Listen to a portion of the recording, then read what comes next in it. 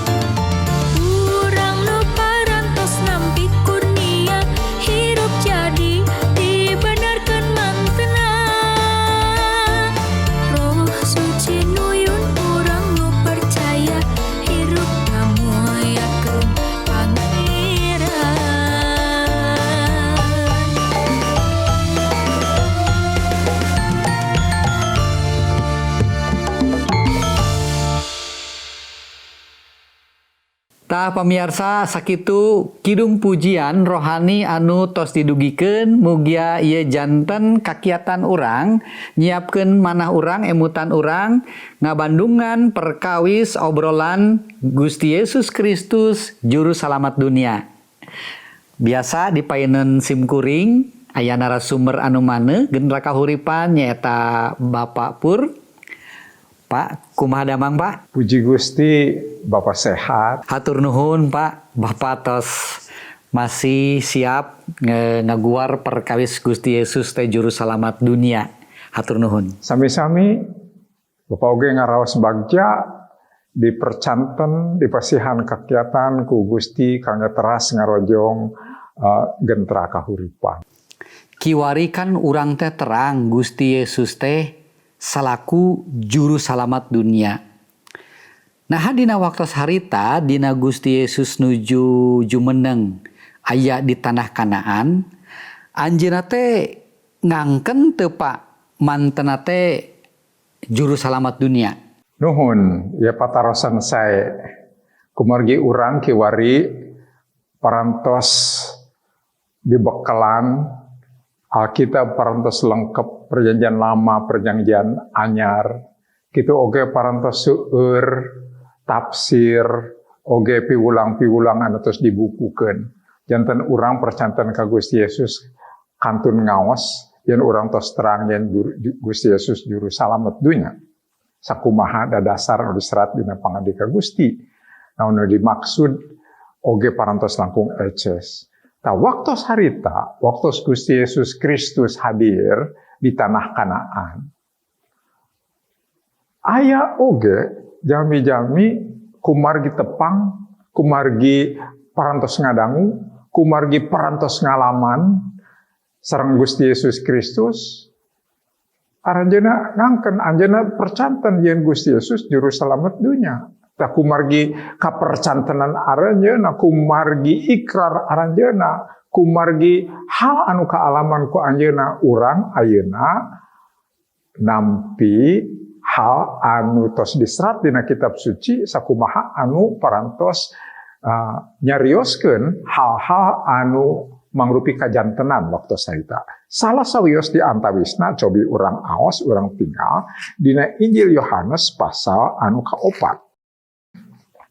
Dina Injil Yohanes pasal ka-4, waktu sarita Gusti Yesus kungsi diulem 2 dinten di antawis orang-orang Samaria. Tah lajeng Gusti Yesus ngawulang, Gusti Yesus nyarioskeun saha dirina, naon anu janten tujuan utami sumpingna jeung sajabina. Salajengna dina waktos tepangan eta orang-orang Samaria nyandak hiji kacindekan anu diserat dina ayat 42. Kieu saurna, ceuk maranehna ka awewe eta, awewe saha ieu? Kumargi aya hiji istri anu kawitna tepang sareng Gusti Yesus Kristus ngawawarkeun ka bangsana nyaeta urang Samaria, lajeng bangsana eta ngulem Gusti Yesus 2 dinten. Tah disanggemkeun kieu ka eta istri teh percaya teh ayeuna mah lain tina carita nyai. Kawitna percanten kumagi caritana. Tapi tina sabab geus ngadenge sorangan pilahir-pilahirna. Nyaho ayeuna mah anjeunna teh juru salamet saalam dunya. Kawitna tina kasaksian istri eta nu tos dirobih ku Gusti Yesus Kristus, ayeuna aranjeunna terang paos. Kumargi naon anu didugikeun ku Gusti Yesus Kristus parantos didangu langsung. Aranjeunna percanten, anjeunna ngikrarkeun yen anjeunna teh juru salamet saalam dunya saurna. Naon margina kumargi anjeunna tos eces tepang sareng Gusti Yesus Kristus tos ngadangu naon anu dipiwulangkeun ku Gusti Yesus Kristus. Anjeunna ngaraos aya hiji aura positif, aura spiritual anu luhur dugikeun ka anjeunna nyandak kaputusan pangangkenan yen Gusti Yesus leres-leres juru salamet dunya. Gitu. Tah, upami kitu Pak, kumaha kawitna Gusti Yesus teh diulem ku urang Samaria eta? Hiji waktos Gusti Yesus Kristus saparantos narengse dina kunjunganana ka wilayah Yudea, salajengna anjeunna bade mulang deui ka Galilea. Ti Yudea ka Galilea kedah ngalangkungan wilayah Samaria. Seseueurna orang-orang Yahudi dina waktos aranjeunna pangiten ti Galilea ka Yudea atanapi uih deui ti Yudea ka Galilea, osok ngalangkungan wilayah sanes muntas Yordan, ngalangkungan Perea, lajeng dugikeun ka Galilea, henteu ngalangkungan Samaria. Margi aya sentimen antawis orang Yahudi sareng orang Samaria. Aya sentimen. Tah hayu urang tinggal dina pasal ka-4 ieu disanggemkeun kieu hiji waktos Gusti Yesus bade uih deui ka Galilea di Yudea, disanggemkeun kedah nyorang daerah Samaria. Ayat 4 ayat 5, angkatna geus nepi ka Sikar, hiji kota di Samaria. Teu jauh ti lahan anu ku Yakub diwariskeun ka Yusuf putrana. Ayat kagenep, ti eta lahan aya hiji sumur, katelahna sumur Yakub. Yesus geus ngaraos cape angkat tuluy calik di sisi eta sumur harita kira-kira tengah poe. kinten tabu 12.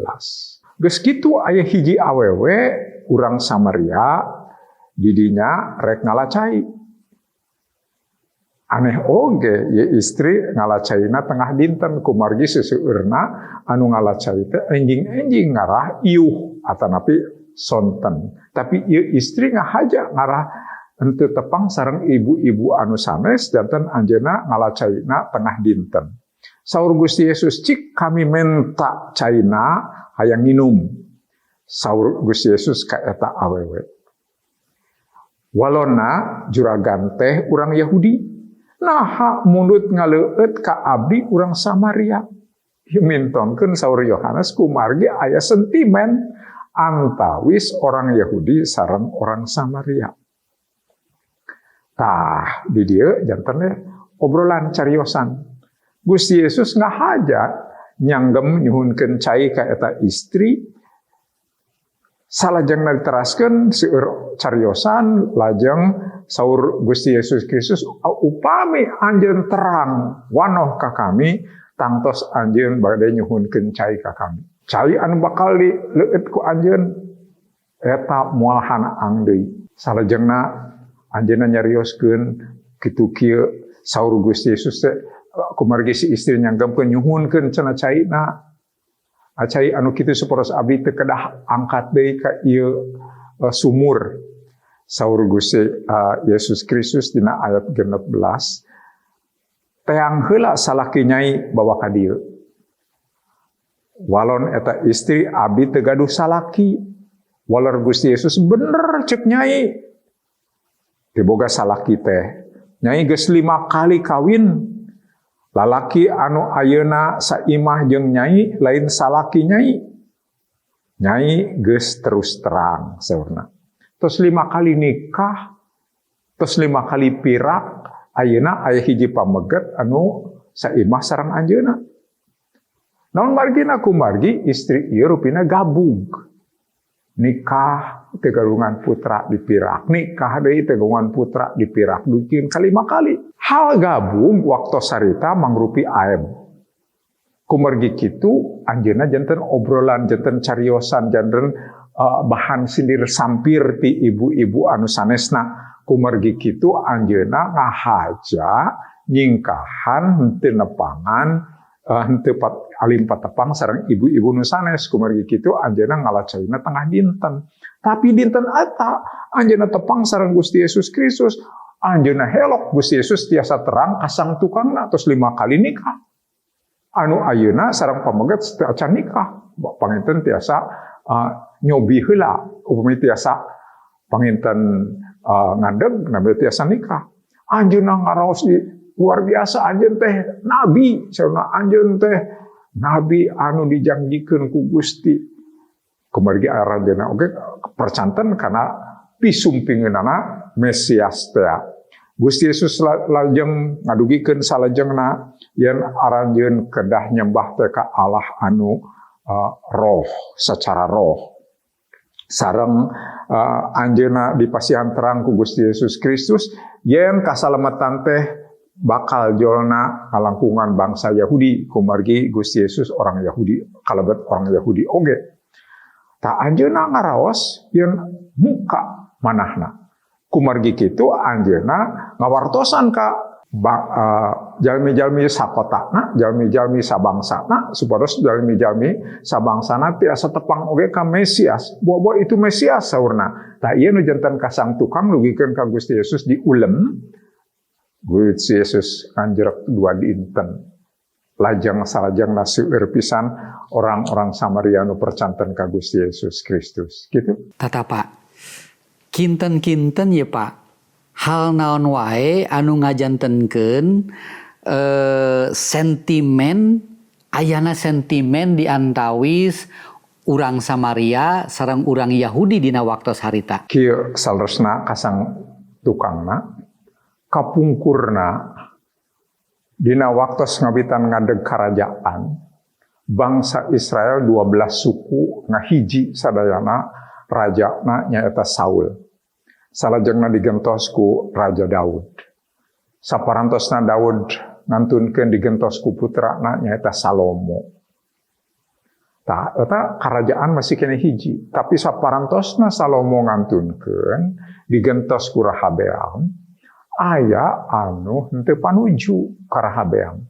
Kumargi Rehabeam katingalna henteu ngalaksanakeun amanah anu dipikahoyong ku masyarakat nyaeta supados pajeg henteu ageng. Tapi Rehabeam malih mah langkung neken deui kumargi kitu 10 bangsa, 10 suku misahkeun diri janten karajaan nyaeta karajaan Tonggoh. Kerajaan 10 suku, kerajaan anu di Lebak, pusatna tetap di Yerusalem, di Rajaan ku Rehabeam mung suku Yahuda sareng Benyamin. Tah, kumargi kitu suku anu di luhur hariwangeun rajana nyaeta anu kahiji Yerobeam, hariwangeun engke upami suku anu janten rakyatna ibadah ka Yerusalem, boa-boa cenah engke loyalitasna henteu ka anjeunna deui tapi ngalih deui ka Yerusalem. Kumargi kitu ngadegeun puseur ibadah di Samaria. Tak puseur ibadahna henteu ibadah ka Gusti, henteu satya ka Gusti. Teu aya rajana saurang wae oge anu sae. Kumargi kitu ieu karajaan merosot ras. Benten sareng karajaan anu di Yerusalem aya rajana anu jahat tapi seueur oge rajana anu sae. Tah, dina tahun 722 kerajaan anu di Tonggoh anu musir tadi di Samaria teh dipeupuh dikabonkeun ku Asyur. Lajeng ku Asyur masyarakatna dibuang ka tempat-tempat sanes. Sapalih dibuang, sapalih aya di dinya dicampurkeun sareng buangan ti nagara-nagara sanes anu oge ditaklukkeun ku Raja Asyur ieu. Urang tiasa ningal kajentenan atanapi laporan ieu dina kitab Dua Raja-Raja. Dua Raja-Raja pasal anu ke-17 tegasna. Janten bangsa anu di Samaria tos pacampur antawis bangsa Israel anu 10 suku teh sareng bangsa-bangsa sanes. Janten saur orang Yahuda ieu mah tos teu murni deui. Salajengna ibadahna oge teu murni. Dina waktos bangsa Yahuda oge dipeupuh ku Gusti dibuang ka Babul. Dina waktos arwih deui ku Raja Kores diuihkeun deui saparantosna 70 tahun di Babul. Tah, bangsa Yahuda anu uih deui diganggu ku orang Samaria. Tah kumargi kitu seueur pisan pacogregan salajengna eta sentimen-sentimen kaca candak dugikeun ka zaman waktos Gusti Yesus hadir di tanah Kanaan. Kitu kinten-kinten anu janten kasang tugang aya katugenahan, aya katerukunan antawis orang Samaria sareng orang Yahudi. Malih mah saur orang Yahudi, orang Samaria, orang asing saurna. Kumargi dianggapna sanes orang Israel deui. Kitu kinten-kinten. Tah, Pak. Dina waktos harita Gusti Yesus ka daerah Samaria. Sindang di Samaria ieu. Kinten-kinten eta teh mintonkeun hal naonnya, Pak? Mintonkeun paling sakedik 3 perkawis. Perkawis kahiji, Gusti Yesus Kristus ngajenan kaum istri. Kumargi zaman harita, kaum istri kirang diajenan.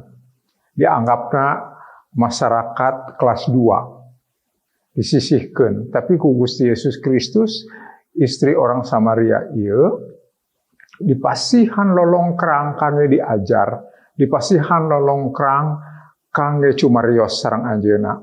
Dipasihan lolongkrang kangge mukakeun manahna lajeng dituyun ku Gusti Yesus Kristus dukikeun ka anjeunna tiasa wanoh saha Gusti Yesus Kristus malih mah kasaksianana janten endah dukikeun ka anjeunna tiasa ngajak rencang-rencang sabangsana nepangan Gusti Yesus Kristus dugikeun ka ngulem Gusti Yesus Kristus. Gusti Yesus masihan waktos 2 dinten dugikeun ka aya pertobatan massal di antawis orang Samaria utamina di kota Sihar eta.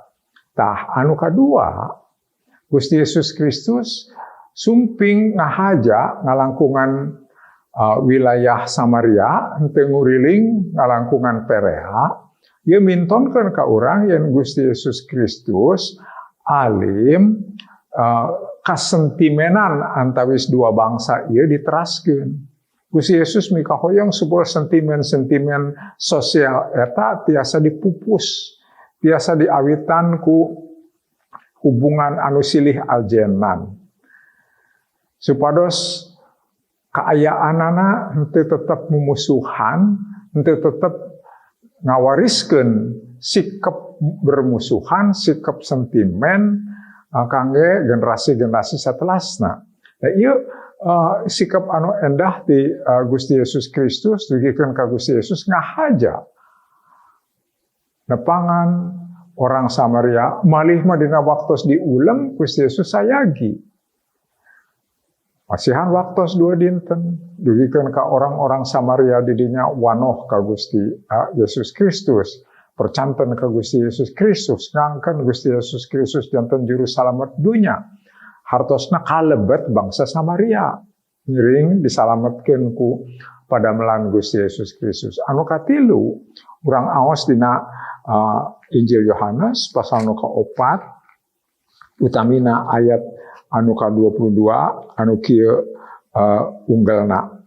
Urang Samaria nyana teu nyaraho ka anu disembahna. Urang Yahudi mah nyarahoan saha anu disembahna teh.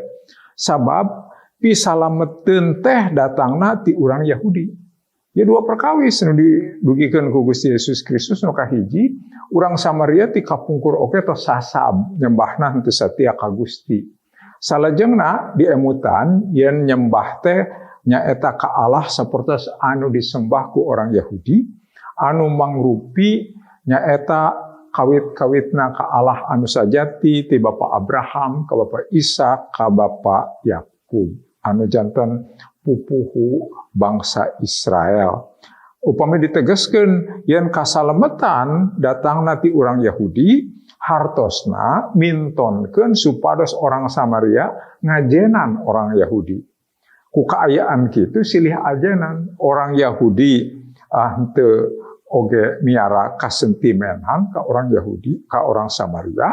Gusti Yesus tos mintonkeun kersa nganjang. Kitu oge orang Samaria ulah dugikeun ngeukehan alim sumembah ka Allah anu disembah ku orang Yahudi kumaha kasalametan sumpingna saurna ngalangkungan orang Yahudi nyaeta minuhan janji ka Bapa Abraham, ka Bapa Ishak sareng Bapa Yakub gitu. Nya leres Pak. Tapi Pak, ayeuna kangge urang-urang mangsa kiwari ya. Kinten-kinten mangpaatna kangge urang naon sih Pak? Seueur mangfaatna kangge urang kiwari dina hal anu dipagunemkeun ku urang dinten ieu. Anu kahiji urang tiasa ningal yen sikap Gusti Yesus Kristus endah pisan henteu nyapirakeun kaum istri. Gusti Yesus Kristus masihan lolongkrang kangge kaum istri oge. Yen aranjeunna kagungan harkat anu sami sareng pameget kumargi dina waktos diciptakeun ku Gusti oge sami. Tah Gusti Yesus nguihkeun deui harkat kaum istri anu ku kaayaan budaya dugikeun ka disapirakeun. Tah urang teu kenging nyapirakeun kaum istri anu zaman kiwari seseueur gerakan emansipasi dugikeun ka urang ayeuna tiasa nyaksian kumaha kaum istri oge tiasa kagungan prestasi malih maseueur istri-istri anu prestasina langkung tibatan pamegat kumagi dipasihan lolongkrang. Umi teu dipasihan lolongkrang mah potensi anu dipikamilik ku kaum wanita panginten moal tiasa katingal, panginten kakubur begitu. Tah anu kadua urang tiasa janten kagungan sentimen sareng kumargi benten suku, benten kaum, benten ras, benten etnik, tapi ngalangkungan paguneman ieu urang nyonto hal anu diulangkeun ku Gusti Yesus Kristus yen perkawis-perkawis anu sapertos kitu sikap rasis sapertos kitu teu kedah dipiara. kumargi Gusti mika deudeuh mika nyaah ka unggal jalmi, kumargi kitu Gusti Yesus Kristus disanggemna oge juru salamet dunya, sanes juru salamet hiji suku, tapi juru salamet dunya anjeunna ngorbankeun nyawana kangge kasalametan sakur jalmi anu aya di dunya ieu. Janten urang teh kenging ngeukeuk teras sikap rasis. Anu katilu urang diajar yen kunaon kasalametan ngalangkungan orang Yahudi. Kumargi ieu minuhan janji ka Bapa Abraham anu diteraskeun ka Bapa Ishak lajeng ka Bapa Yakub. Bapa Yakub anu salajengna ngalahirkeun bangsa Israel. Janji ieu anu kedah dipinuhan kumargi kitu ngalangkungan bangsa Yahudi. Kasalamatan Gusti Yesus Kristus oge secara biologis dibabarkeun ngalangkungan Ambu Maryam nyaeta ti suku Yehuda. Tah ieu teh tiasa henteu, tapi sanes hartosna urang diyahudikeun sanes. Kumargi dugi ka kiwari orang Yahudi oge seueur anu ngawagel ka Gusti Yesus teu percanten ka Gusti Yesus, teu acan percanten ka Gusti Yesus Kristus. Urang langkung bagja tibatan jal aranjeuna anu orang Yahudi secara jasmaniah tapi ngawagel Gusti Yesus Kristus. Urang anu sanes orang Yahudi tapi percanten ka Gusti Yesus Kristus, urang anu disebatna Yahudi anu sajati secara spiritual. Janten ieu manfaat kangge urang yen kasalamatan ieu dirugikeun ka sagala bangsa. Sakur jami nu percanten ka Gusti Yesus Kristus malih mah numutkeun Injil Yohanes pasal 1 ayat 12 dipasihan kawasa janten putra Allah. Janten urang tiasa jumerit ka Gusti Allah, urang tiasa ngadoa ka Gusti Allah salaku putra karamana. Wah endah pisan. Ieu harkat anu luar biasa dironjatkeun ngalangkungan iman ka Gusti Yesus Kristus. Gusti ngaberkahan. Pamirsa sadaya, mung sakitu tepangan urang di acara Gentra Kahuripan. Mugia naon anu parantos diguar ku Pak Purnawan tiasa ngaberkahan, tiasa mekelan urang-urang mayunan kayaan zaman kieu. Urang tiasa diajar ngalangkungan panganika Gusti. Hatur nuhun. Gusti Yesus ngaberkahan. Mangga.